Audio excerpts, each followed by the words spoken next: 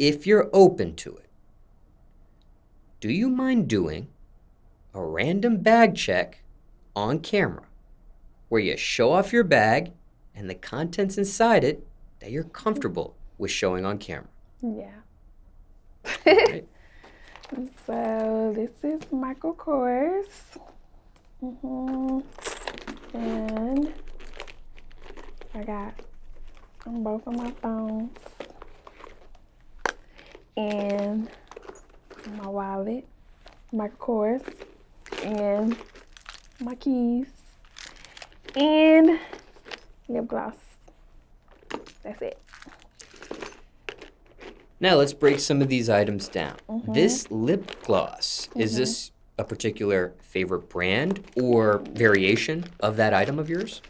Yeah, it is Vita Lip Shea Butter Broadway. Got it from the beauty supply store. And when it comes to those phones, you showed two of them on camera and they look like iPhones, made by Apple. Yes. Why two phones for you? One for business, one for personal. Do you ever mix the two by accident? No. Now, when it comes to Team iPhone, which looks like you're a part of there, why iPhone for you?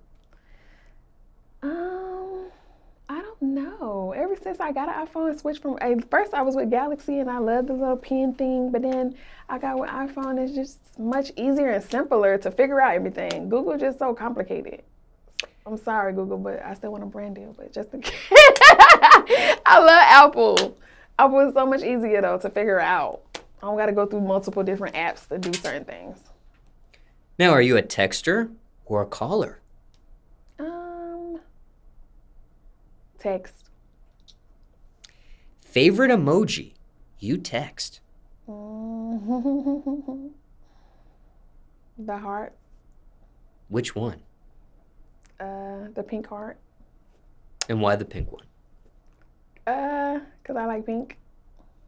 Didn't know if that symbolized anything. Oh, no. And on the opposite end of the spectrum, what's an emoji you can't stand in text? The emoji I can't stand in text. Yes, The mad face with the cussing on it. And when it comes to texting, ever hurt or injure a finger from texting? No. Just curious there. Now, when it comes to this, when it comes to these items that you've, no, sorry, I'm out of order here with my questions. Now, you mentioned this brand of bag. It's Michael Kors. But does it get any more specific than that? Like a particular model of bag from Michael Kors? Probably, but I don't know it. Just curious there.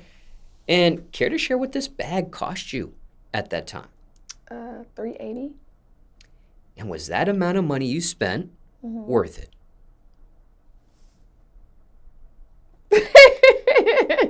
$400 I got it in for that? every color, so I mean, probably not. Could have got a regular bag.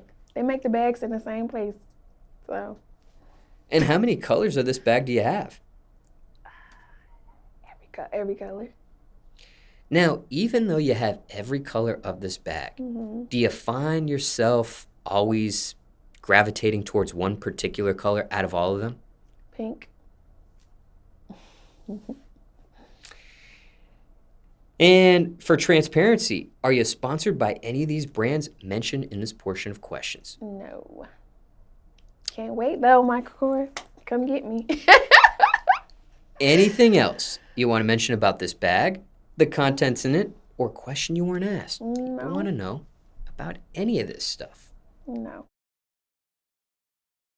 What is your opinion of the phrase influencer? Someone who has the power to influence the affluence. And is that a good connotation or bad with that phrase? It could be good and bad because we have some people that's doing negative things and some people who are doing positive things. So just depends on how you look at it. But influencing can be great if it is used in a good way. And is that a phrase you embrace, you like, you enjoy, or tired of it, dislike hearing it? Some days I like being an influencer and some days I don't, because I feel like being an influencer, you can't make no mistakes. They feel like you are inhuman, and because you have a lot of people following you, you can't make mistakes. They act like you're Jesus or you're this top person that just can't fail at anything. And I feel like people tend to forget that just because I have a bigger follower, or just because our pay may be different, I'm still human just like you. I still got bills just like you. I still got life issues just like you. And just because my life issues may be different from you because you feel like I have a bigger platform and I have money and it's just to be all amazing and great. No, we still have the same problems and the same issues. Nothing changes. Now, you may have answered the next question that was going to be asked, but we'll ask you formally just in case you want to add on to what you said. And if you feel like that was that answer, we'll move forward. But the question was going to be, what's it really like being an influencer? It's really tough being an influencer. Tough because you have all eyes on you. I always play with my fans like all eyes on Bree, all eyes on Bree. But it's like a stressful thing because you want to be transparent and you want to be real, but the more you be transparent, the more you be real, the more they look at any little thing to find to talk about you or make negative or make bad about you if you make a mistake. Or like for me, if me buying Michael Kors, some people feel like, well, if she got all this money, why she not buying Gucci? Why she not buying Louis Vuitton? Why she not? Because I'm doing this for me, not for you. I'm not here to please the internet. Now, if you like what I'm doing, you like what I'm doing, but I'm not here to please the world. I'm here to inspire women to know about self-love, worth, and if they want to go out here and spend all their money on stuff like that, they can. But for me, I'm not going to do anything that the world think I should do. If the world say I feel like you should go fix your face, that's your opinion. I'm going to continue to live for me, and you're either going to like me for me and my flaws or don't at all. Now, what makes a great influencer? Being able to be transparent, I feel. I feel like a lot of influencers have publicists to hide behind, have managers to hide behind, and I feel like we should just be real and show people the real deal. For me, when I went through what I went through last year,